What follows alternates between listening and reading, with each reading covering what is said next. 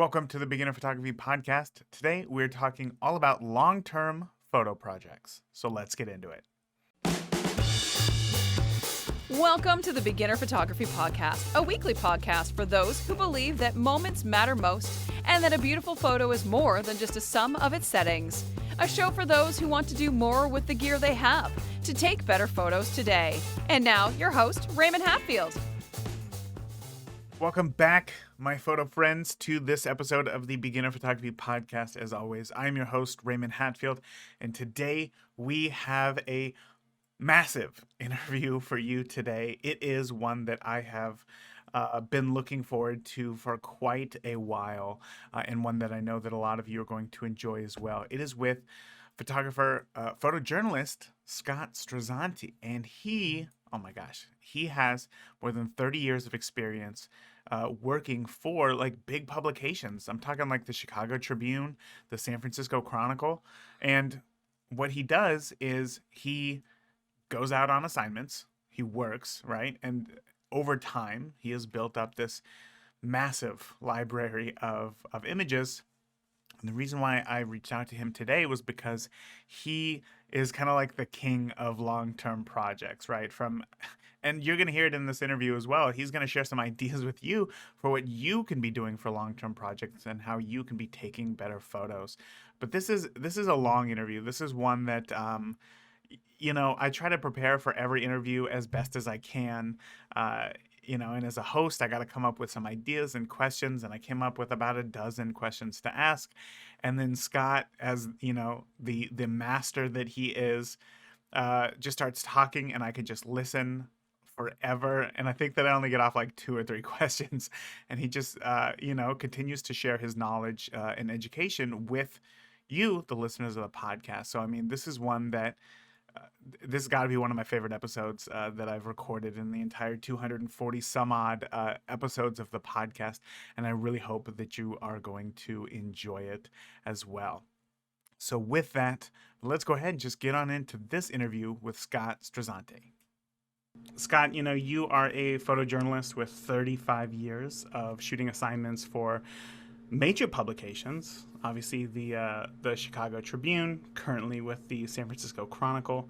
Your work has been recognized the world over. You've won awards. You've published books. Can you tell me about before all of this, right? Can you tell me about some of your earliest memories with a camera?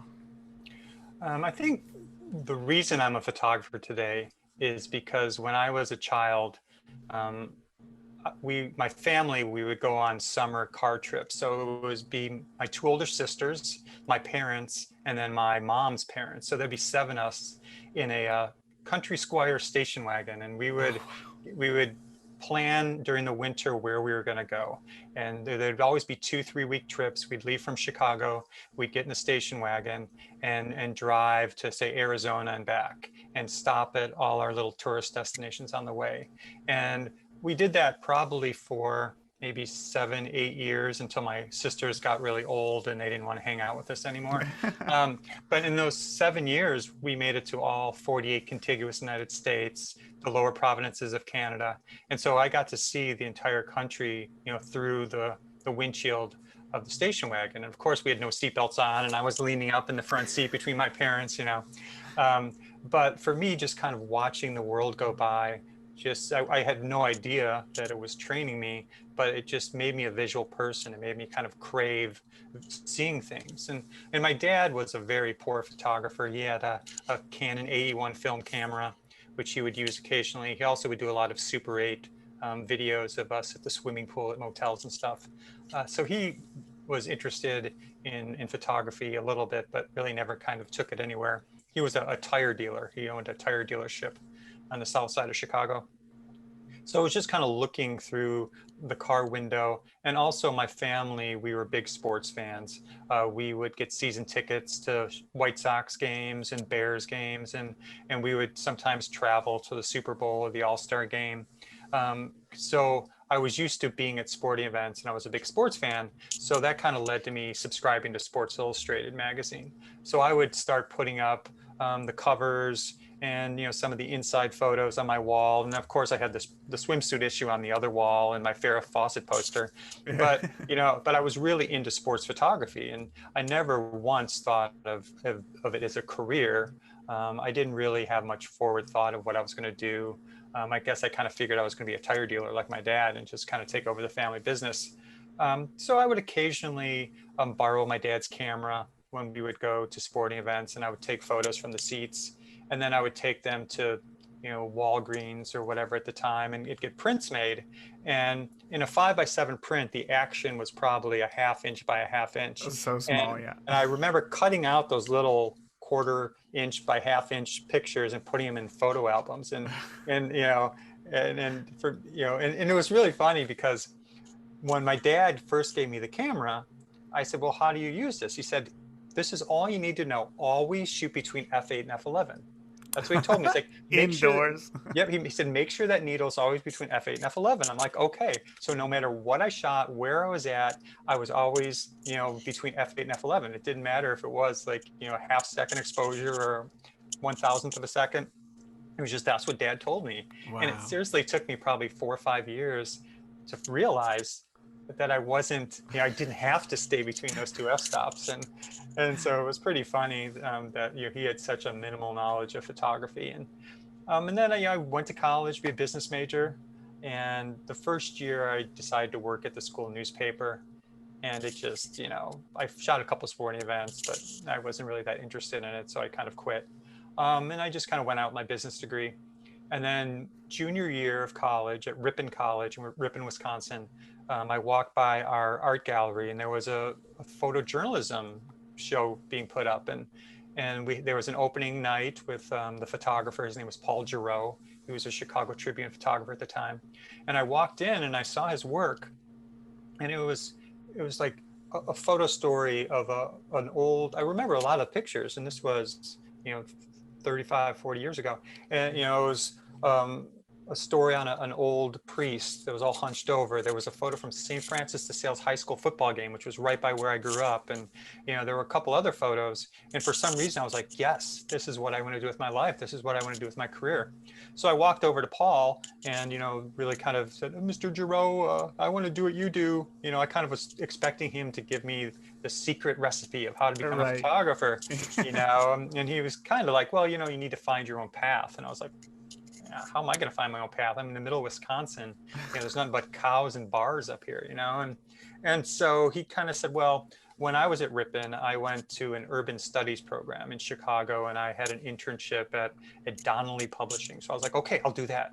So even though I grew up in Chicago, I went my first semester senior year and spent the semester in Chicago, and I ended up getting an internship at the City of Chicago photo department when Harold Washington, the first African mayor of Chicago, was in office. And it was amazing, that photo department. They had like 6 or 7 staff photographers. They were just brilliant. They just were they had so many great skills and great content to shoot. And they didn't really let me shoot much. I think they let me go out 2 days and actually take photographs. But most of the time I was making prints for them or cutting their negatives. And so it was just, for me, my first real experience at actual, photojournalism. And so then I went back to Ripon my second year and finished off my art and business major. There was no photo classes at Ripon. And then I got out of college and naively sent out a resume, a cover letter, and like some bad art photos and sports photos from the seats to all the newspapers in the Midwest. I sent it to the Tribune, the Sun-Times, the Madison newspaper, the Milwaukee Journal, Sentinel, and a couple other smaller papers. And one guy from the Milwaukee Journal, Irv Gebhardt, wrote me and said, hey, you want to come up and show me your work? And I was like, absolutely. So I drove up to Milwaukee, and Irv and another photographer looked at my work, and he was like, oh, really kindly was like, looks like you have a really good eye. You just need some more experience. Here's the name, John H. White. He's a Pulitzer Prize-winning photographer in Chicago. He teaches a class at Columbia College. Why don't you give him a call and take his class? I'm like, okay. So I called John, and amazingly, John picks up the number I call, and I didn't know who he was at the time. But they look him up, John H. White. Amazing. And so I talked to John. He's like, "Well, tell me about you've done so far." And I gave him a little background of what I've photographed. He's like, you can't really take my class unless you have a portfolio. So you're going to have to take Photo 1 and Darkroom 1 at Columbia College. I'm like, okay. So I enrolled in Columbia College. All the time I was still working for my dad at his tire dealership, and I got halfway through this Photo 1 class, and all of a sudden I got a call from a tiny newspaper called the Daily Calumet. It was on the southeast side of Chicago. It was actually the neighborhood newspaper of where I grew up. And they had me come in, and they asked me two questions. They said, "Scott, do you know how to use a flash?" And I was like, "Yes," and I didn't, And then he said, "Scott, do you know how to roll your own film?" I'm like, "Oh, yes, I do," And back in the day, they would buy bulk rolls of 35 millimeter film, and you'd have to go in the darkroom and roll them into the little 36 exposure kind of containers. And so they hired me. It was like a part-time, 16 hours a week at $4.25. Score. Yep, that was golden. And I told my dad and my grandfather that I was going to be a professional photographer. And my dad's like, "Oh, thank God." My grandfather's like, "I'm disinheriting you." It was just like, it was so opposite. My grandfather was so mad I wasn't taking over the family business, and my dad was like, "Oh, please just go do something you love. Don't be stuck in this family business like I was." And so I started at the Daily Calumet, and was learned by making mistakes. And I thought I was good. I had this confidence, but I really wasn't, looking back at the images. And luckily that first year, I kind of learned some stuff, and then that paper got bought out by a bigger paper, and it kind of set me on my way, kind of step laddering up. And so it was kind of one of those things where I kind of fell forward a lot, and throughout my whole career, I've always been open to things coming and taking advantage of situations, and not really doing much pre-planning. But it definitely was luck that I kind of got into the business and was in the right place at the right time, and a lot of people helped me on the way. And so that's kind of a little bit of a the whole journey of me getting into the business. But you make it sound as if like, oh, it just kind of happened, and yet here you are, as I mentioned in your intro there, like, you're very accomplished. This isn't something that you just kind of do because this is what you fell into. You clearly strive for greatness, to be able to capture images that you love and that you find compelling. And now today, obviously, 35 years later, you have the technical knowledge. You can go out there and you can shoot what you visualize, right? But yeah. I still want to go back to those early days, right? And when you had the camera, and your dad says keep it between 8 and 11, and then you're gold. Not all of those photos, as you said, they're not going to turn out good. Right. What was it that kind of kept you going? Because today, as a lot of photographers get photos that they're not immediately happy with, the camera's fault, or they get very bored of it or they get easily bored of it. How did you push forward and learn what the issue was? I think a lot of it was naivete, because I think one of the advantages I had, and I'm not denigrating photo J schools or photography instruction. I'm just saying is I didn't realize that I wasn't good. I didn't go to Western Kentucky or Ohio University or some college that was a photojournalism factory and have a professor tell me, "You're bad. This sucks. This is horrible. This is no good. Don't do this. Don't do that. You can't do this," And so I wasn't raised photographically in a negative way. And I think a lot of the problems with portfolio reviews and photo schools is that it's kind of like they see your work and they criticize it. And some people, that really motivates them. Me, no. When I'm criticized, I roll up in a little ball, and, so I think if I would have been exposed to people critiquing my work at an early age, I probably wouldn't have, kind of thrived, because, to get on the psychologist's couch, I was the youngest of 3 kids. My sisters, were a little bit of rebels. My parents didn't pay much attention to me because I was a good kid. I just kind of followed the rules and did my homework and got A's and things like that. And so I didn't get a lot of attention. And so when I finally found something, photography, where people who weren't knowledgeable about it but saw my work and thought it was good, that just, really kind of fueled my fire. Was, oh, I'm good at something. Here's something I'm good at. And so it was kind of, that drive to, create work that people like, really helped me, along with, people encouraging me. And, I did have some sort of natural ability at it. I don't know how that works exactly, how you become good at something and other people become good at something else. But I did definitely, it's something that works for me. And I think of it, especially in photojournalism, it's a lot about personality. It's a lot about coming into someone's life, making them comfortable with you quickly, and then kind of be able to kind of be involved with their life, but also step back and let them live their lives. And so that, was kind of something that I already kind of had, because I just, always been an observer. I've always been a little bit shy and quiet, and I've always just watched the world.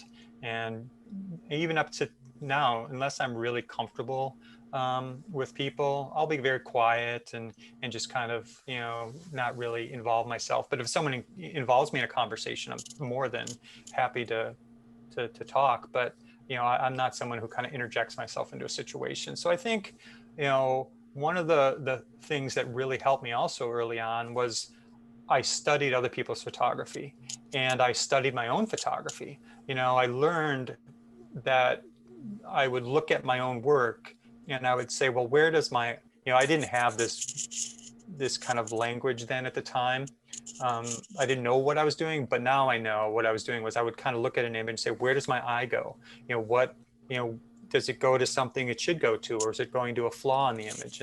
And I learned that the brightest spot of an image is usually where your eye goes first. And then you can kind of learn to control in your photography in a split second, how to compose an image that is pleasing to look at, that allows the viewer to enter into it, look at it, kind of spend some time, move around in a very kind of, easy way, and then kind of exit out of the photo. And I think I learned that by studying the masters of photography and art, and just kind of soaking in what they did, and then not really to copy what they did, but just to kind of be inspired by it. Back when I started out, there was two major photo contests in the photojournalism world. There was World Press Photo, and there was Pictures of the Year, which was based at University of Missouri in Columbia. And you would enter the contest, and win or lose, and I would always lose, they would send you a book of the winners every year. And when I got that POI book, I would just go page through it all and study all the photographs. And it wasn't the best, because sometimes I would see, oh, first place sports action this year was a rodeo photo, so I'd be like, oh, I need to shoot more rodeo. And then the next year, first place in news was a fire, and I'd be like, oh wait, I need to get a scanner and shoot more fires. And so I was kind of chasing things, but it also gave me kind of a little bit of direction and things like that. And so it definitely was a multitude of things, I think, that helped me grow as a person and a photographer. And at the time, I was shooting black and white film and developing them in the darkroom and making my own prints, and that I think was educational at the time, because I really, through my 35 years in the business, it's amazing technologically where things have come from. It's come from rolling my own film, black and white in a dark room, to now, photographing, with my phone sometimes, and putting a photo on Instagram and having someone in Japan like it 1 minute later. It's just like, compared to when I started out, the only time you'd see my photographs is if you subscribed to my small paper, or I brought it to your house and showed it to you. So it's amazing kind of how my career has spanned this technological leap. But at the same time, I am really not interested in technology. I'm not a camera gearhead. I'm not someone who, I've been lucky to have the best photo equipment because I work at big newspapers and they supply it to you. But I don't like getting a new camera, because I think the key for anyone who's a photographer is you have to learn your camera well enough that you forget it, so you have to, know how the settings work, to be able to kind of change the settings on the fly, but just to forget about the technology of it and just concentrate on making images. And that's why, you always hear these people, oh, the new Sony's coming out, I need to get that because that's going to make me, now I'm going to be a good photographer. Oh wait, no, Canon now is a new mirrorless, I got to get that because now I'm going to be a good photographer. And it's not, it's the same thing about like a chef, where it doesn't matter usually what they're cooking on. Of course, they probably have the best stoves or the best ovens or the best, things, but they could, get an easy bake oven and make magic out of it just because, they kind of understand the process. And it's the same thing with photography, where, the gear doesn't really matter, of course, it's coming from someone who has the best gear, but Right. I know. Yeah, that's always an argument that new photographers have. It's like, well, it's easy to say that when you have the best gear, but you didn't always have the best gear. And as you just said, I mean, when you started 35 years ago, you had to roll your own film. You didn't just go to the store and buy a roll. It was much cheaper to buy that roll of 400 foot and then just roll it yourself and make a bunch of canisters. And those early digital cameras were horrible. Oh my gosh. Nikon D1H and D2H, and just tiny file sizes. Here's your 256 megabyte card. Yeah. This will last you thousands of images. It's just crazy. That's funny. I was just thinking the other day when I told you before we started recording that I went to school for cinematography, and I had graduated in 2008, right when there was a writer strike and an actor strike. So there was absolutely no work going on, and I thought, I got to buy a DSLR to keep my skills sharp. And I was so excited because I think they just came out with like a 2 gigabyte CF card, and I was like, I don't think I'll ever have to buy another card. Like, how many photos can you fit on that thing? This is exactly great. Literally like 100 rolls of film on this little 2 gigabyte card right here. That's fantastic. Yeah. Going back to when you first started at you said it was the Daily Calumet, is that right? Yes. So when you had started at the Daily Calumet, it sounded like you took the job not being fully confident that you could do the job, but that you were willing to learn with that real world experience, which I love. And I don't think that enough people actually do that and, take that leap of faith. But surely there were some things that you had to learn on your own when it came to photography. What were some of those earliest challenges that you had when you showed up in situations that you were just kind of thrown into? Was there anything that you weren't prepared for that you had to figure out? Yeah, well, like I only wanted to be a photographer at the time because of sports. I wanted to work for Sports Illustrated. So, for me, I just wanted to go to the Daily Calumet so I could shoot high school sporting events, and then luckily in one year when it got bought out by the Daily Southtown, which is a bigger paper, then I was able to shoot professional sporting events, which was crazy. So I had to kind of learn, to photograph other things. And, we would have to do, I think my first assignment was go find a feature photo, and I got a snowball fight, and I was afraid of people, so I would like literally be shooting from behind bushes, and be so afraid to ask someone for their name, and so to approach someone and say, hi, I'm from the newspaper, I took your photo, can I get your name, was something that still panics me to this day sometimes, and so kind of learning to not just be an observer, but have to involve myself in someone else's life, a stranger who might say no, and that was always traumatic. And I also was not very professional. The newspaper, it didn't publish on Saturdays. So like if you would shoot an assignment on Friday, it probably wouldn't make the newspaper at all, or maybe, and so I would sometimes get a couple assignments on a Saturday, and I hate to say this, I would just go up to my college, my friends, and party and just blow off the assignments, and then come back on Monday and make some excuse that, oh, I screwed it up in the dark room, and they'd be like, okay, no, well, accidents happen, and so like I didn't have a great professional work ethic at the time. I was more interested in continuing my college years, but once I got to the Daily Southtown a year later, that went out the window. I couldn't do that anymore. So I guess, that first year was a really low stress environment. The newspaper was kind of, and it was all young people my age anyways. And so we weren't, that concerned about the quality. But, the funny thing was the editor who hired me, his name was Bob Bong. And, and so I always joke that he was, on his bong a little bit too much to hire me. But the guy who really helped me was J.T. Smith. He was the photo editor at the time. And he taught me how to use a flash, and he taught me how to roll film. And, he kind of really, held my hand as I, and helped me out on assignments that I really wasn't used to. So it was just kind of learning to be a photojournalist instead of just a sports photographer, I think was my first big transition.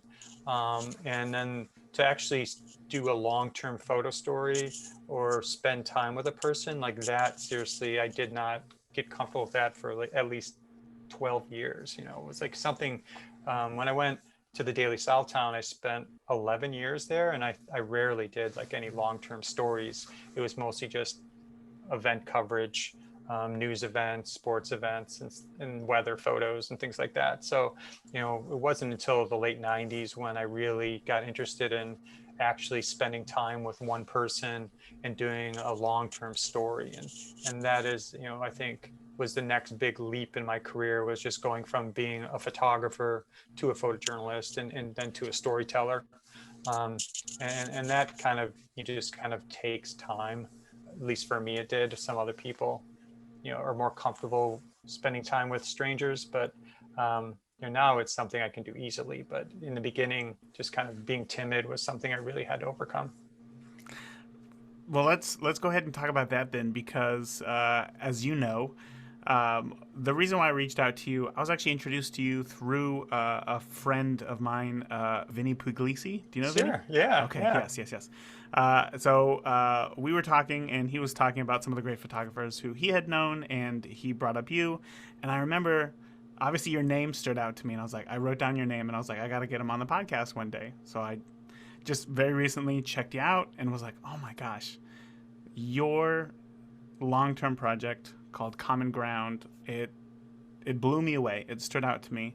So before we dive into that, can you give me like the 30,000 foot overview, elevator pitch of what Common Ground is before we dive deeper into it?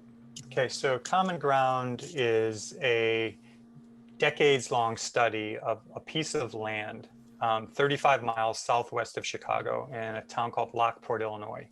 And when I first started photographing there in 1994, the land was a cattle farm, and it was owned by Harlow Cagwin, who at the time was 71 years old, and his wife, Jean, who was 62 at the time. They didn't have any children.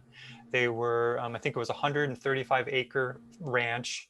They had 40 head of Angus beef cattle, and they raised the cattle and sold them to McDonald's for hamburgers. And so the story started out just as me hanging out with the Cagwins. 1994, I was assigned at the Daily Southtown to photograph Jean and Harlow for 2 hours. It was a story on people who raised animals in Homer Township, which was this kind of rural community outside of the Daily Southtown kind of coverage area. And so I went in the afternoon, and Harlow was tending to his cattle, and Jean was there feeding them. And so I just kind of hung out for a couple hours and, just made the same photographs I did every other day, just a very quick glimpse of what someone does, not who they are, but what they do. And for some reason, as I was leaving the farm, being a city kid, I just kind of reflexively said, hey, can I come back and visit again? Can I come back and take some more photographs? Not for the newspaper, just because, this is a really interesting place, because the farm was ramshackle, the barns were falling down, Harlow was 70 years old, just kind of was just out there throwing hay around. It was just amazing to me. And so they're like, sure, come by whenever you want. And so over the next maybe 2-3 years, I would go visit Jean and Harlow. And most times I would show up on the farm. They'd be like, oh, Scott's here. And so Harlow would come in, and we'd sit in the kitchen, and Jean would make dessert. And I would sit there and just kind of chat with Jean and Harlow. And then maybe I'd take a couple photographs, and then I would leave. And then my daughter was born in 1995. When she was a couple years old, I would bring her out to the farm to show her the cows, and there were a lot of farm cats, and so it was just kind of like I was a family friend, and I started, not really. I stopped photographing. Really, it was just kind of, they were just my friends, and I would go visit, and occasionally I'd take photographs.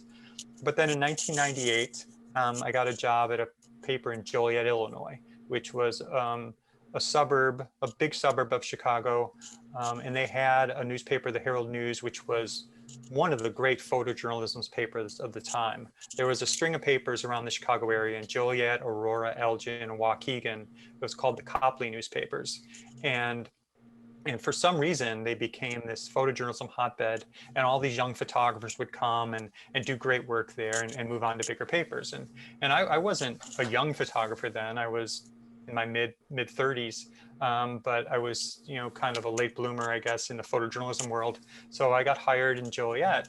And when I was at the Daily Southtown, we didn't do any photo stories. But at the Herald News, day one, they're like, what photo stories are you going to work on? What ideas do you have? You have any ideas for long-term photo stories?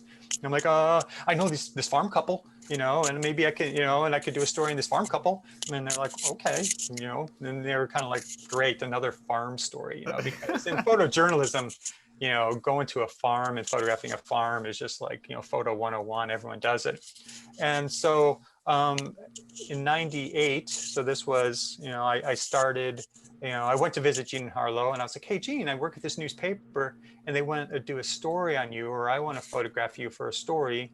So when I come visit next time, could we maybe not sit down in the kitchen and just eat and talk? Can I maybe just actually photograph you doing your life? And they're like, okay, that's fine. And so then in 1998, I really started seriously photographing them. And Harlow at the time, his body started deteriorating. He had carpal tunnel syndrome. He had asthma, and, he was really struggling. Jean had just gone through a bout of cancer, and so she was slowed a little bit. And so you could really tell in the photographs, especially with Harlow, just how difficult the job was. And there were rumors of farms in the area were being sold. So there were rumors that Harlow was going to sell his farm at some point. And so the story was kind of the days in the life of a cattle farmer, but also, disappearing family farms and suburban sprawl were kind of issues that were kind of being brought into the story. And so I just kind of photographed Harlow and Jean's daily life.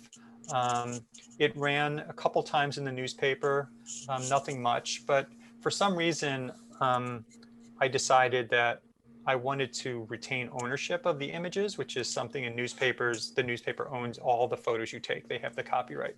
But for some reason, I don't know how this happened, I decided that, I was going to work on this story on my free time. And at the time, I was a single dad. My kids were like 6 and 4. And so the only time I could really go was on a Monday, when I was off on Monday and my kids were in daycare and kindergarten or whatever. And so I pretty much would just visit the farm every Monday. And I allowed the newspaper to kind of use my images whenever they wanted for stories, but it was kind of my personal project. And, as time went on, they, did sell their farm, and they got offers from people. And so I started photographing them leaving the farm and auctioning off their cattle. And the subdivision developer that bought their farm actually started building the subdivision around their farm while they were still farming. And so their farm was kind of shrinking, and like the model homes were way off in one corner, and they were leveling off all the topsoil and everything in other parts of it. And so by 2001, while they were still on the farm, I switched to the Chicago Tribune. I got a job there. I had won National Newspaper Photographer of the Year for my work in 2000, which one of the stories was on Gene and Harlow. And so the Chicago Tribune hired me. And so when I got to the Chicago Tribune, I said, hey, I've been working on this story for the past 7 years. I was wondering, if I can retain ownership, I would like to continue to work on it here. And so the paper agreed. And so then, I photographed those final days on the farm. And on July 2nd, 2002, Gene and Harlow, they were supposed to leave the farm months earlier, but because they needed to kind of knock down their house so they could continue to build the subdivision. But it just took Gene and Harlow forever to get out of there. So the subdivision, the developer was getting really anxious. So they pretty much said, okay, if you have to be out by July 2nd. If not, we're going to just knock your house down with you in it. Of course they weren't serious, but sure, they were serious. And so July 2nd, Gene and Harlow were scrambling around their house. They're packing up the last of their belongings. One of their cats runs up in the attic and hides, and they had to leave it behind. And so Gene and Harlow walk out of the house, and Harlow goes one way, Gene goes the other. Harlow sits down on this big felled tree that was in the front yard, and they just start tearing the house down immediately. And so Harlow's like slumped on this log with the house just being torn down behind him. And it was just like, I pre-visualized this moment for years because I knew it was going to happen eventually, but I never realized it would come together like it did. And it's probably the image, favorite is maybe the wrong word, but it's the most compelling image I think I've ever made in my career. It was just this shot of, this old farmer, the house he had lived in for the past 80 years being torn down behind him. And so at that point, I had photographed for 8 years. I thought it was a complete story. I thought I was done. It was just, this was my story on Gene and Harlow. And as time went on, I would go back and I would visit the subdivision. It was just being built. And Gene and Harlow bought a new farm, not to farm, but to just live on. And they built a new house and they leased the land to another farmer. So they were living maybe 2 hours south of Chicago on another farm. And I would visit them occasionally, but I stopped photographing them because I for some reason, didn't find it compelling, them just kind of being but then for some reason, the subdivision was interesting me. So I would stop by and photograph there. There was a project called Day in the Life of America. They hired 10 photographers from all the 50 states to photograph the states. And it was a week in the life of America. I can't remember what it was. But anyways, I went to the subdivision and photographed at the subdivision for this project. And I had this idea, well, maybe if I found a family in the subdivision and started documenting their life, somehow I could tie it in with the farm, and just kind of, the progression of this land in suburban Chicago. And so I ended up meeting a young couple, and the woman was pregnant, and the story of Gene and Harlow leaving the farm and everything had been published in Chicago Tribune magazine, and this couple had seen it, and they were like, "Oh, really? Oh, yeah, that's great." And I said, "Can I document you for the continuation of the story?" And they agreed. But then I never went back, so for some reason, it just, I don't know if I got busy or it just didn't seem right to me. And so, Harlow and Gene left in 2002, and 2002 became 2003, became 2004, became 2005. And, I just kind of never really, kind of went on the back burner, and I just kind of forgot about the project. And then in 2007, I was giving a talk at a photo college called College of DuPage in suburban Chicago. And it was a photo class, a mixture of teenagers and adults. It was just kind of a regular, just kind of photo class for anyone who wanted to take it. And I came in and I showed my photojournalism. And the final thing I showed was about 40 photos from the Cagwin story. And I ended it with a couple shots of the model homes and a couple of their homes being built. And when my presentation was over, a woman raised her hand and said, "Hi, my name's Amanda. I live in that subdivision." I'm like, "Oh, really?" She's like, "Yeah." And at that point I was like, this is fate coming to me. This is the story returning to me. And so I said, "Can I come visit you and photograph you?" And she was like, "Absolutely." And so I showed up on their cul-de-sac. They lived on this cul-de-sac called Cinnamon Court, and they lived at the end of the cul-de-sac. And Amanda was married to a man named Ed. They had 4 children. 3 of them were triplets, and they had a dog that looked like a cow, this big black dog.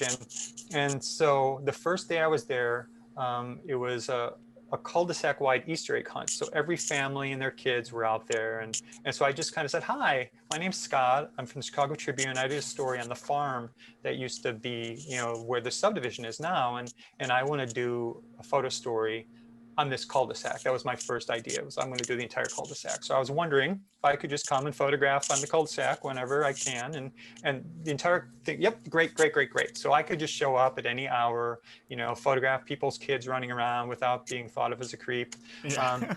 And so then I just started, and I really had no idea how it was going to kind of work with the farm part of the story.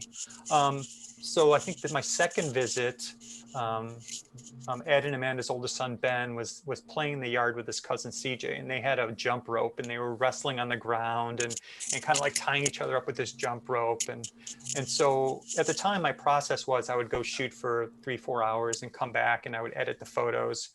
and put them in a folder, because the first half of the farm story was on film, and then when I started shooting in the subdivision, at that point I just had digital cameras, so it became digital. And so I had this stockpile of maybe 500 farm images. So that day I got back and I started editing my subdivision photos, and I found the photo of Ben and CJ wrestling with the jump rope, and it reminded me of a photo I'd taken of Harlow wrestling with a day-old calf that had gotten loose, and he was trying to tie it up with a rope, and he fell down, and the calf was on the ground and the rope, and it was very similar to the photo of Ben and CJ. And so I decided to put the two photos together as a pairing, also called a diptych.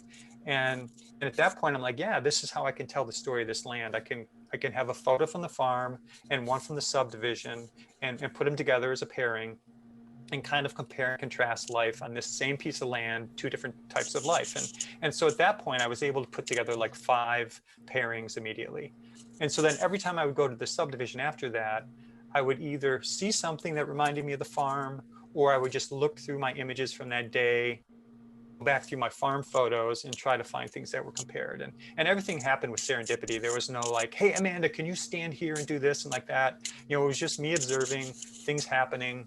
And I think there were 2 photos that I kind of had a pre-visualization of. One, I had an aerial of the farm, and then I did an aerial of the subdivision. And then I had this one photo from the 2nd floor of Jean's house, of Jean from their farmhouse. And then I like one day went up and shot out of the 2nd floor when Amanda was mowing the lawn. But besides those 2 photos, there was really nothing when I went out there looking for a specific image. But every time I would go, I would get 5 or 6 new pairings and 5 or 6 new pairings. And so this was March of 2007. And I then started, putting these things together.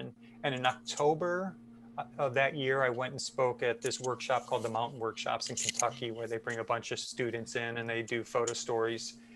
And I showed like 30 diptychs to this people, and no one had ever seen this work before. And people were like, holy cow, this is amazing. Wow, this is a great story. And people were like, you got to show it to this person. You got to show it to this person. And this one guy was there, and he said, Chad Stevens, he said, you got to show this to my boss, Brian Storm. And Brian is this photo genius who works at Media Storm, or he founded Media Storm, and it was a video company. And so he brought me to New York, and they ended up doing a 7-minute kind of video piece on the project.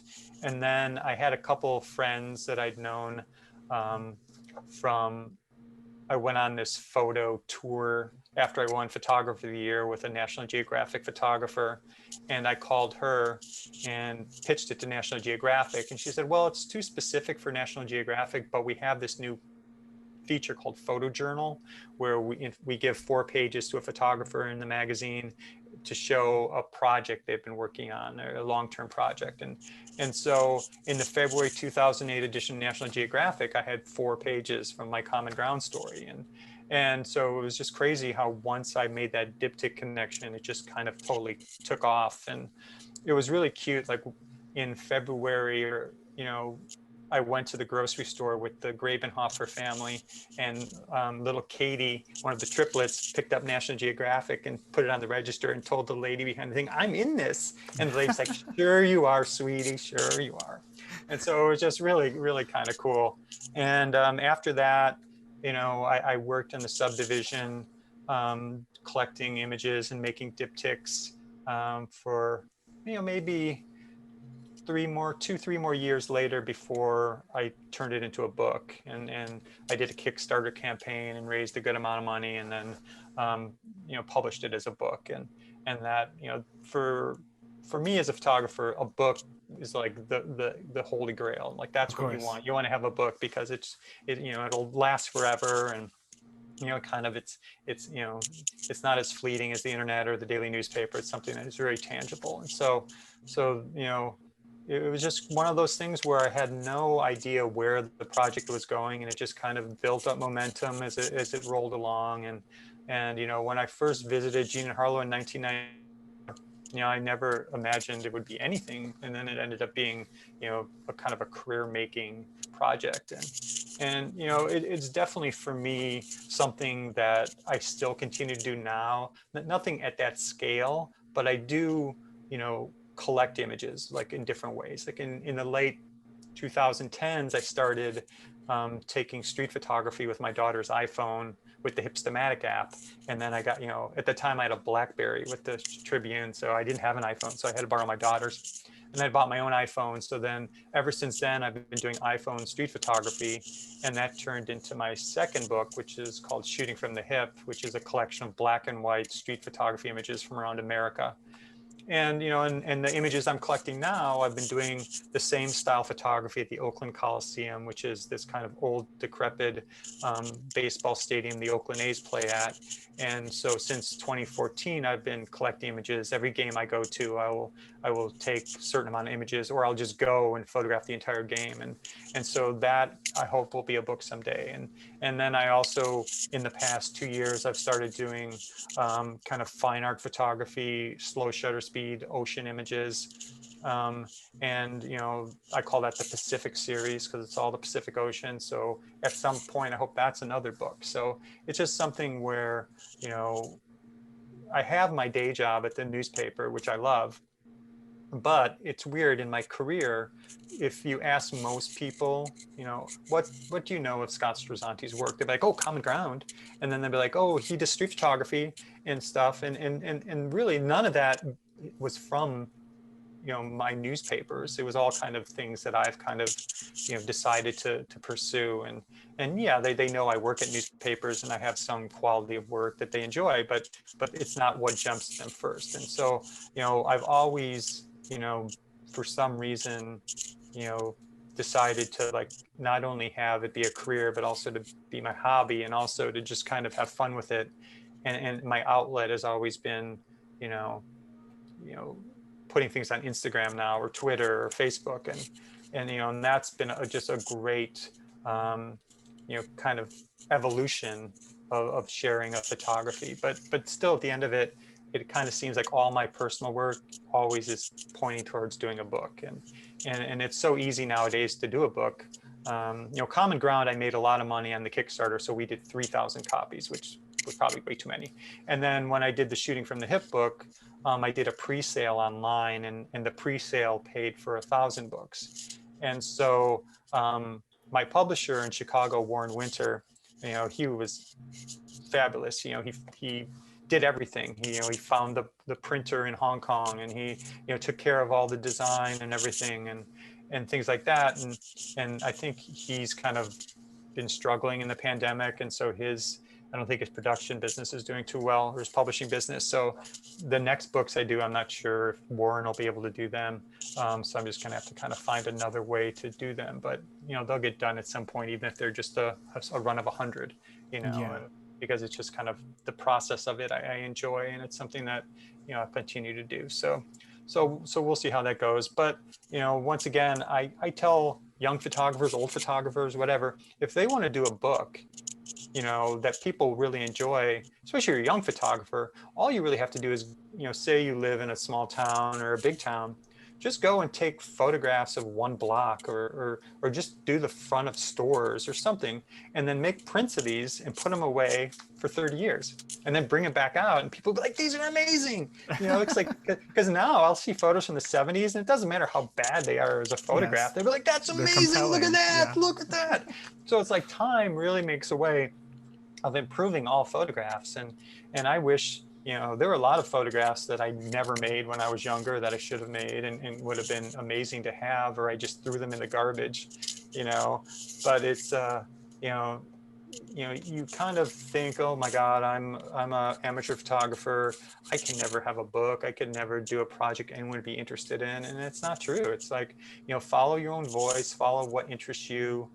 Because if it excites you, it'll excite other people, and it doesn't have to be anything grand or big, or it doesn't have to be following, cattle farmers for 8 years. It could just be, just what you see in your daily life, and but you have to be very kind of organized with it. You have to, photograph it and edit it, but do it over time, and it'll evolve and get better.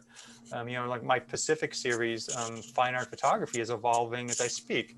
I first did it in January 2019, and long lens, slow shutter speed photography of just waves, and I was just concentrating on the waves and the patterns and the impressionistic movement of them. And then in the past year, I've started incorporating surfers and people on the beach into it. And then now I've kind of gone this right turn where I've started to do the same slow shutter speed thing at sporting events. I was at the Pebble Beach Pro-Am on Sunday, and I was at a Golden State Warriors game last night, and I started playing around with doing slow shutter speed. So, so that'll be another kind of side project I'll just kind of work on over the next year and kind of collect and just see where it goes. And maybe it'll turn into nothing. But for me, it's just, being someone who's, 4 decades into this profession, I continue to want to do things that excite me and kind of still have an evolution and not, just be shooting the same photos for year after year after year, which could be successful. But for me, it doesn't interest me to just kind of become a caricature of myself. I just want to keep, expanding and trying new things and different things. And, I'm as excited about photography now as I was when I first got my first job at the Daily Calumet. So many things to unpack there. I love how you broke down, obviously, the entire progression of how Common Ground came to be. And then obviously there at the end talking about, how to even start your own long-term project, because that's something that I've always had an affinity towards, these long-term projects. About a month ago, I guess, my mom sent me, she lives in Arizona currently, and she sent me a bunch of old photographs that she had in a box. And some of them were from my parents' wedding. They got married in the 70s. And I remember looking at those photos and thinking to myself, there was nothing fancy about these photos when they were taken. They were just simply, here's what's happening in front of my camera. But today, it's the clothing, it's the cars, it's Right. How people look that make those photos so interesting. And I love that perspective, because there's so many times that we go to start a long-term project, and a month in or 2 months in, it feels like, where's this going? Right. Am I Right. doing the right thing? Am I doing the wrong thing? So I appreciate you sharing some ideas, even just on your own block, photographing storefronts, and who knows what it could turn into. So you don't even have to have like an amazing story, because you don't know how it's going to end anyway. So you might Yeah. as well just start with something. Does that sound about right? Yeah, exactly. Like you could even do something like, photograph your kid's bedroom once a year, from when they were born to like when they're 30 or 40, and wouldn't that be amazing just to see, every year, or even just photograph the inside, the door open of your refrigerator once a year over a 30 or 40-year span. It's like just things that, you're so used to. And I think that's a struggle sometimes too, is that you get so used to your surroundings that they don't become interesting anymore. Yeah. And that has been a challenge in the past year with the pandemic, is that so many things have changed, and we've kind of adapted them to as normal. Like last night I was looking at the Warriors game, and all of a sudden, just looking at everyone with a mask on the bench of a basketball game, which is so weird. And like I did a quick little photo story at the end of last year on the, not a photo story, it was an essay just on the social distancing 6-foot signs that are being placed on sidewalks around San Francisco. And so I spent 2 days, I just walked around, and every single social distancing thing was different. Some of them were just a piece of blue tape. Some of them were very decorative. Some had it said Merry Christmas with a reindeer on of it. Some of them were just like words in tape, and Cartier had these gold leaf paws, cat Wow. paws, Yeah. and so just over 2 days, I collected like 40 different, of these social distancing things. And I'd been walking by them for months and months and months and months and just totally ignoring them. And then all of a sudden one day I'm like, wait, I should document this. This is interesting. This is different. This, in 2 years, these might not exist anymore. And so just kind of, we adapt so quickly and we adjust to our surroundings that things that were unique are not unique anymore. And so just to kind of keep that, that wonder about daily life and just kind of noticing things. And, it's so, just there's so many things that you can do that would be just so simple, but you never think of doing them. And I'm the same way. There are a lot of things that I'm like, oh, duh. I'll see someone come up with an idea, and I'm like, that's so brilliant and so Yeah. simple. Why didn't I think of that? And so it's like, just kind of, and you don't have to, like, I'm always constantly trying to churn them out, but, if there's not a daily pressure to work at a newspaper, it's like, you really don't need a whole bunch of them. And I think turning the camera on your family is the easiest place to start. And, and even turning on yourself if you wanted. I've seen, people do, a photo of themselves once a day for an entire year, and just seeing a slideshow of 365 images of how a person changes in a year is just amazing.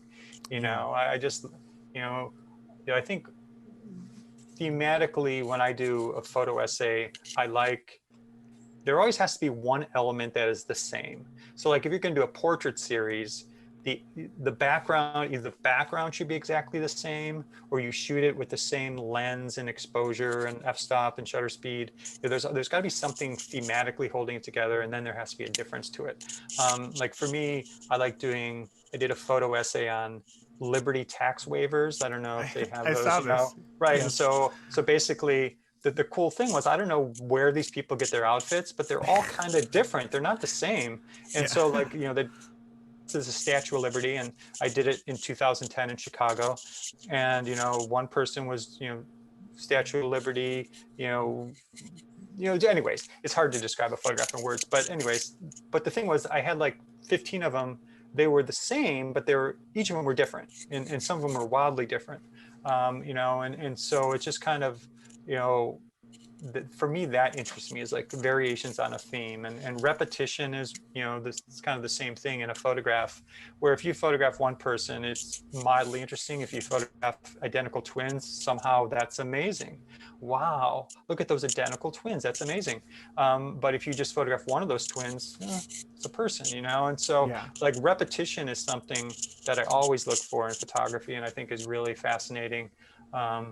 And is really a good way to make a compelling image. Is if you can have one of something, two is better. So it's it's like there's so many little tricks of the trade that you learn after a while, and just kind of, I've been doing this for so long that I walk into a room for a photo assignment, and I'm like, okay, where's the good photograph going to be? And I can go over here, and over here, I know this is going to work and this is going to work, and if I use this lens, that's going to work.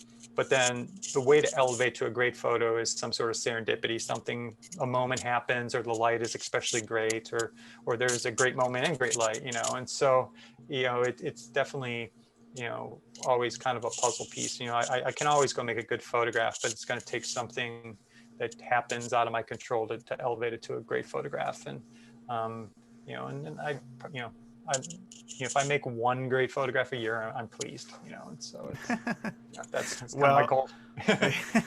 Well, it seems by the list of your accomplishments, you make more than just one great photograph a year, which, I'm very thankful for. But going back to long-term projects, one of the questions that I had while going through the book and hearing you talk right there, obviously you showed up your assignment to photograph Harlow and Jean.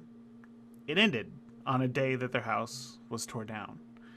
But when you went back to Cinnamon Court to photograph, the new lives that were living here on the suburbs, or in this new subdivision, when do you know that it's over? Like, when do you know that you captured the story? When do you know that you have enough?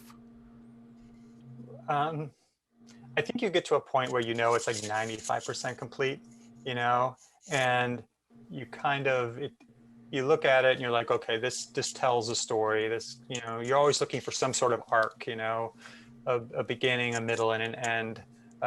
This great photographer, Carrie Renee Hall, once explained it to me. She said, when you do a photo story, you basically want this. You want a cat climbs up a tree, someone shakes the tree, and the cat gets out of the tree. And I don't know like why that resonated with me, but it just seemed like that was like the three acts of, you want, something happening, a tension, and then a release of that tension. And, for me, for common ground, it did get to a point where I'm like, okay, this is done. And I think it was 14 years. It was 2008, 2009. That's when it kind of was 95% done. But since then, I've continued to photograph. I've gone back and visited them many times and have made many more diptychs. And unfortunately, Ed and Amanda have now divorced. And so Amanda's living in the house with the triplets. And I think maybe Ben might be living there now. I haven't photographed there in a year or so. But Amanda told me that when the triplets graduate high school, which will be, I think, a year from June, she's going to move out of the house. So I'm going to go back and photograph them getting ready to move out of the house and then moving out of the house on the final day. And then it'll be done. It'll be 100% done. Unless like a circus family moves into that house and, or something, but the thing is that like, that'll be the hard ending for me, because then it'll, and then I'll have so many pairings of the Grabenhofer family leaving the house with the Cagwins leaving their house. And then I'm not sure what I'm going to do with these photographs. I'll put them on social media. I don't really have an interest in doing another book on it, but we'll see. I'll cross that bridge when I get to it. But and I think this time around, what I might do is try to apply for some grants to finish the project. And I'm not sure. I have such a body of work on it. I should be able to get a grant somewhere to go and photograph it for the final time, to fly back to Chicago and spend a week there. But we'll see. But next time I go visit, I have to go there sometime soon. It's been too long since I photographed there, and so it's interesting. But yeah, it is a good question. Like sometimes you don't know when something is done, but it's kind of like a TV show, when like Happy Days, when Fonzie jumped the shark. It's like it was such a famous thing. Like, okay, this show's done now. They don't have to make any more Happy Days, and and it was funny. It's like the Fonz literally jumped a shark with his motorcycle, and that's where jumping the shark came from. And so you get to a point where you're like, yeah, I'm not treading on any new ground here. I'm just kind of creating the same images over and over again. And a lot of times when a story ends is because the newspaper publishes it and you kind of stop.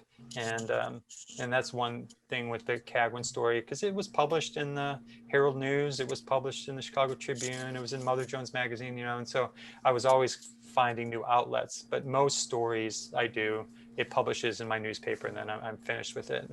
And one of the things about being a photojournalist, especially when you do photo stories, that is very difficult, is that you come into someone's life and they trust you to photograph them, and you spend a week or a month or 8 years photographing them, and then the story's over, and then that's it. And then like, what do? Do you never see them again? Do you visit them? When you have 5, 10, 20 stories like this, you can't continually stay in their lives, because I've been invited to so many birthday parties and things like that, families I've photographed, and I feel horrible saying, well, I can't, I'm busy. When they've given so much to me, and I feel like, oh God, there's this kind of separation anxiety to it, because it's a very intimate process for someone to be photographed and to kind of trust someone and be in their home and things like that. And I've had a couple like really difficult things. I think the most difficult one I ever dealt with was I photographed a young family in suburban Chicago. It was a woman and a man. They were married. They had 4 young kids, all under the age of 6, and the dad was out jogging one day and he got hit by a car and was killed. And so this happened like maybe 3 or 4 months before I met the family. And then the community had gotten together to have a big fundraiser for the family. So I was sent down to photograph this family and the fundraiser. And I walked into the house, and the first thing I saw was this young girl like laying on the couch like this, and a photo of her dad right next to her. And so I walked in, like the first thing I did was take a photo of that. And then like most newspaper assignments, it was like, well, what do you want us to do? And she's like, well, how about if we play a game? So there's always this kind of, in the beginning, when you do an assignment, like the people you're photographing, they feel like they have to put on a show for you. Like they have to like, well, what can we do? Well, let's walk to the park. So they'll do something that's not real just because they feel like they have to perform for you. So Sure. anyways, so I ended up photographing the family for maybe 3 or 4 hours. And just like the Cagwin story, I knew there was more there. And so I asked them, and then I asked my editors, well, can I continue to photograph this family until the 1-year anniversary of the husband's death? And everyone agreed. And so I then went and I started photographing this family. And they were too young. There was a boy who was 6, I think. The girl was 5. I'm forgetting some of the names, which is so horrible. The girl who was 5, and then there were 2 younger girls who were 3 and 2. And so when I first arrived, the 2 young girls, they would come and punch me, and they would kick me, and they were like really angry at me. And and then maybe the 3rd or 4th visit, they just started hugging me, and they wouldn't let go, and they just like were so attached to me. And Wait, hold on. yeah. Were they kicking you because they felt like you were intruding in their lives? I don't know. Well, I don't know. I don't know. Like I imagine, no. I imagine there was like somehow they connected me with their dad, and their dad left, and their dad died, and maybe somehow I was some male proxy for that anger or whatever. I don't know. I'm just making that up. Okay. But then once I spent more time with them, then they became really attached to me. And so when it got to be near that 1-year anniversary of, when I knew the story would be over, I started thinking, oh, I'm going to leave them. Like, I'm going to be spending all this time with them. They got attached to me, and now I'm leaving them. Am I reinforcing to these little girls that men leave, that you fall in love or you get attached to some man and then they're going to leave, and so like, I'm making this all up in my head, and I know part of it might be true, part of it might not be true, but it's just like it's, for me, it's just, it's just weighs heavy on you. Yeah, it's really a weight. And so, the story ended up being just on the 5-year-old girl. It was called Daddy's Girl, and just kind of focused on her because she was the one that seemed most affected by the loss and stuff. And Alyssa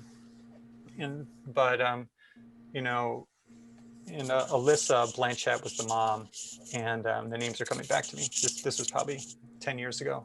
But then, so I lost touch with the family, and then like, on Facebook, you have those Facebook messages that you don't see. They're like hidden messages because you're not a Facebook friend, and sometimes for 8 months later you like see all these messages, like, dang it. Yeah. Right. And so I went on there at one point, like maybe 2 or 3 years after, and like message from a woman, a friend of the mom, and saying that she'd had cancer, and and then I tried to reach out to someone, and I don't know what happened. I'm like, so did the mom die? And and like I couldn't, like the phone number I had didn't work, and I still don't know what happened. And it's just like, it just tears me up. And so it's like something in photojournalism that you don't really think about, just kind of those connections that you make, and then you're gone. It's just, but it's impossible to kind of stay connected with everyone. And I have my own family, and and now I moved to California, and so it's it's definitely a trade-off that you really kind of have to deal with. And I only I don't know, it's not like it's really, I don't know. It's not like I don't think I need therapy for it, because I talk about it a lot, but it's definitely something that you don't think of for photojournalists. There's a lot of kind of PTSD from photographing wars and fires and things like that, but it's kind of that kind of separation you get from people that you spend a lot of time photographing. And I feel guilty too about Jean Cagwin. Harlow passed like I think like 5 days before his 90th birthday. And that was, what would that be? Let me do quick math. 19 years from, so that was probably in 2013. And so Jean is living by herself in her home, and I visited her a couple times, but I haven't visited her since I moved to California, and I just feel horrible about that, but it's like, she lives in 3 hours south of Chicago. When I get back to Chicago, I'm busy visiting my family, Yeah. and so it's hard to get down to see Jean. And so so like I could probably sit here and name like 10, 12, 15, 20 people that like, oh shit, man, I feel horrible. I've lost contact with them. I So think that we it's get the idea, that part of being a photojournalist. First of all, I'm sure that you weren't taught this, when you first started shooting. That like, hey, this is going to be a heavy thing at times. right. But also, to me, what it sounds like is to be able to do this effectively, you really have to have a lot of empathy to be able to tell somebody's story. And I don't think that is taught enough, because I don't think that you can teach that. Right. Very often it seems like whenever you look at either street photography or documentary photography, it's very much like, here's the technicals of how you do it and here's what you look for. But I don't think I've ever heard of anybody share that side of the story before. And wow, I mean, just myself hearing that, I mean, I feel heavy for that. I can't imagine what it is that you have to go through. So thank you for sharing that. That's a You're lot. welcome. Because there's two types of photography. There's taking photographs and making photographs, And when I do street photography, I'm taking photographs. I'm just walking down the street and I'm taking things. But when, I do a long-term photo story, or, someone, like you're making photographs, it's a collaborative effort, and you're not taking something, you're part of the process, not the whole process. And so, it's definitely, something where I'm aware of that, and it's something that that's why I think at times I love shooting sports, because I can just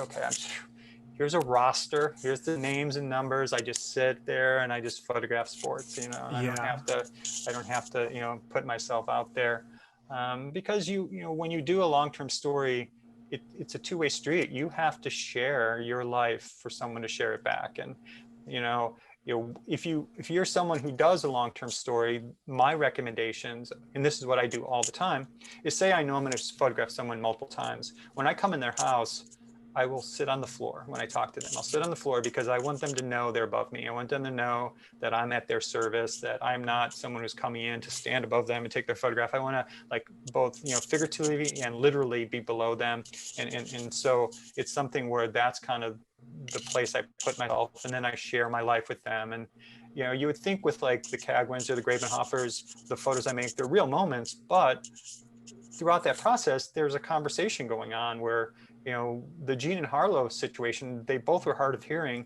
So Harlow would be like yelling something, and Gene would be like, what? And I'd be like, oh, this is what he said. And then Gene would yell back, and I'd be like, oh, Harlow, she's at this, And so it became this, you'd be this intermediary, but at the same time, you're taking photographs, and so there is no such thing as fly on the wall. Like, I'm changing reality just by being there. And so you have to kind of realize, well, what photos am I making that I change reality so much that they're no longer reality, and which one is like, well, I'm there and this represents a reality that probably would have happened if I wasn't here, and so I can go round and round about the ethics of photojournalism and every photo's a lie type of thing, but at some point, if you're going to do that, you just have to quit, because as a photographer, unless you're in a duck blind and no one knows you're photographing them, which is what street photography is kind of at times, you're not really photographing reality. And I think to kind of go to street photography, the reason I like that is because I know I photograph literally shooting from the hip. I have my camera at my waist and I'm photographing as I walk. And so people don't know they're being photographed, and I'm photographing them in a public place, but I'm also photographing them without their consent. And I know that there's some issues with that, and that can be kind of creepy and weird. But for me, it's the purest photography I do, because people are not changing what they're doing for me. I'm photographing something that's happening, that would happen if I hadn't walked past. And that's why I think I've really been, I went through this phase for 5, 6, 7 years where everything was street photography, because it was so pure and it was so real, and it was not affected by myself. And I was able to make images, that I felt, at times where my newspaper work is a little tainted by my presence, that street photography is the realest work I ever do. And so, I've kind of, I do street photography occasionally, but it's kind of run its course now. It's like, I still enjoy doing it, but it's no longer an obsession. I've moved on to other things. And so, it definitely, things kind of ebb and flow in my creative space. And I guess when, something is kind of, it's almost like the complete thought you were talking about, or when do you know something is done? It's kind of the same thing with the genres that I'm interested in. And I'm with the fine art photography I'm doing now. I assume at some point in 5, 6, 10 years, I'll kind of move on to something else, who knows, so, but I love photography so much. It's such a place for me to express my creativity. And I'm just so glad that I stumbled into it and somehow it became a career, because if I was a tire dealer, that would not have been my ideal life, I tell you that much. So, I definitely would have been a weekend warrior jumping out of planes or something, because, it's like, the career I have, it has been exciting. It's made me maybe boring on my weekends when I'm not working, but it definitely has been an amazing life. Scott, I don't know how to end it any better than that. I could listen to you talk all day, but I know that you have a yoga class coming up, and I don't want to keep you any longer than than I already have. I want to say thank you for your time today. You've been very gracious with it. The experience that you have, I can't thank you enough for sharing it with myself and the listeners. Before I let you go, can you let listeners know where they can find out more about you and pick up a copy of your book, Common Ground and Shooting from the Hip? Sure. It's a little complicated because my publisher last year kind of downsized. So he just delivered 2 pallets of book to me in California. So I had 2 pallets of books in my driveway at some point. And I do have websites for my books, but those go to my publisher. And I've heard lately that, it's totally out of my control. I've heard people say that they haven't been able to get a book. So what you need to do is a little bit of work. You can find me on Facebook or Twitter or Instagram. Everything is at Scott Strazzante. And the books, Common Ground, retailed for $50, and I think Shooting Hip is $70, but I've been selling them for $20 each or $35 as a pair. And if you can reach out to me, I've just been having people Venmo me money or PayPal me. Venmo is the same thing at Scott Strazzante. So it's probably best to just kind of send me a direct message on Instagram or Facebook or something, and I can kind of work you through the process, and then I'll just send you the books right away. And if the United States Postal Service delivers them, they will get you.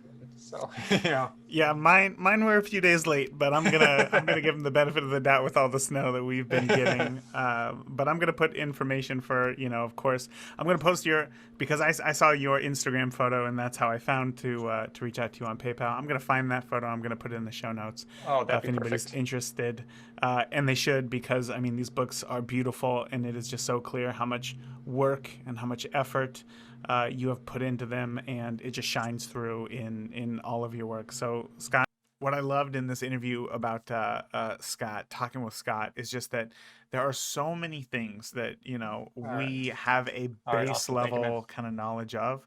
Like, yeah, I understand how photojournalism works. You go out, you capture a story. Like, I get it. I understand how filmmaking works. You have an idea, you draft it up, you shoot it, you edit it, you share it, right? I have an idea of how wedding photography works. Couple needs photos of their wedding day. You take photos, them getting ready, the ceremony, the party. You go home, you edit the photos, and then that's it. These are very high level overviews of how something works. But then somebody like Scott comes in with the knowledge and the experience that he has just from years of doing this, right? Comes in and just shares those details with you that just go deeper and deeper and deeper and deeper into your understanding of what you thought photojournalism was, what you thought a long-term project was, and I mean, just shares it with so much clarity and I was gonna say excitement, but that's kind of a hard word, I suppose, to use. Like, I get very excited about these things, and I can tell that he's very excited about these things because he's passionate about it. He's been doing it for a long time. I think that one of my biggest takeaways from this interview with Scott is really taking to heart the the interaction, the power, the connection that you are making with those who you're photographing, no matter what it is, whether it is, um, as Scott shares in here, the loss of a family member there at the end with all the children, or if it's the happiest day of somebody's life on their wedding day. We have to take into account how we are photographing real people and they have real emotions, and what we are doing for them has real consequences, whether it be good or bad. And it just kind of brings another level of awareness to photography, to this world that we all love, to this craft that we truly enjoy and want to spend more time in. And I think that has a lot to do with just being a better human. Once again, just understand that we are working with people and not to take photography so seriously sometimes, and that a lot of it is just simply human connection, and that is all that we are working towards. So I really hope that you loved this interview with Scott as much as I did. I would love to hear your biggest takeaway for this interview, by you heading over to the Beginner Photography Podcast community and sharing it with me there. Also, you obviously heard us talk about Scott's book Common Ground and also Shooting from the Hip a little bit there. I posted in the show notes of this episode the link to the Instagram post where he shares details about where to find his book, where to buy his book. And I can tell you, I have my copies right here. I got Shooting from the Hip and then Common Ground as well.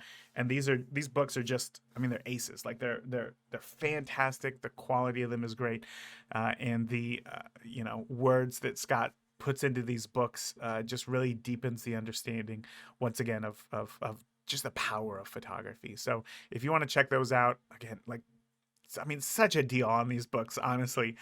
When I saw it for the first time, I could not believe it. And I'm very happy that I took Scott up on his offer.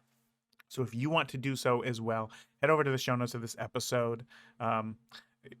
If you're just in Apple Podcasts, you can swipe up. You'll find it there. There should be a link. It'll take you to the actual show notes on the website where you'll be able to see the Instagram post, and then get in contact with Scott from there and grab yourself a copy of his books. So that is it for this week. Until next week, I want you to keep shooting. I want you to stay safe. I'll talk to you soon. Thank you for listening to the Beginner Photography Podcast. If you enjoy the show, consider leaving a review in iTunes. Keep shooting, and we'll see you next week. When I saw you write that you had no interest in gear talk, I was like, yes, this is my topic. This is my guy. Well, it's photographers want to talk about that all the time, and it really does mean nothing. I had one personal question for you. Sure. It's not a personal question. It's about Common Ground, and it's about when doing a long-term project, you didn't know when you first started, that it was going to turn into what it is. If you could go back in time, is there one photo that you would grab of Harlow and Jean on the farm to complete the story, or better tell the story knowing what it was going to turn into? Oh yeah, I should have mentioned this. There are so many since I photographed Jean and Harlow on my free time, just on Mondays, I never photographed them on Christmas. I never photographed them, on someone's birthday. I only went there on Mondays. And so it's whatever happened on Mondays, there was of course, near the end, I kind of adapted to what they were doing. But I have all these photos from the subdivision of all these parties and all this kind of, holiday stuff. And the Cagwins is just this straightforward, farm stuff, and it's I wish I was since I didn't really have any idea what it would be eventually, it didn't matter at the time, but I just wish I would have made more of an effort to at least spend one Christmas with them, or, one birthday, or, it was just, it just kind of, it's weird. I don't know what of course, when I started, I really didn't have any idea of what I was doing really. But yeah, I wish I could just go back and photograph more different moments, because you would think that they had this boring existence where they just worked and worked and worked, which they did pretty much 95% of the time. But, like what, did they, I don't even know, like they go on vacation or, they go Right. to Oh, that's church, interesting. maybe them at church. I don't know. It's been interesting, but it got to a point where, the project, I just tried to keep it to photos on the land because it became about the land. So whenever they would leave the land, I really didn't really include any photographs. But yeah, I wish I could just go back and photograph them on one Christmas Eve or something. That would be great.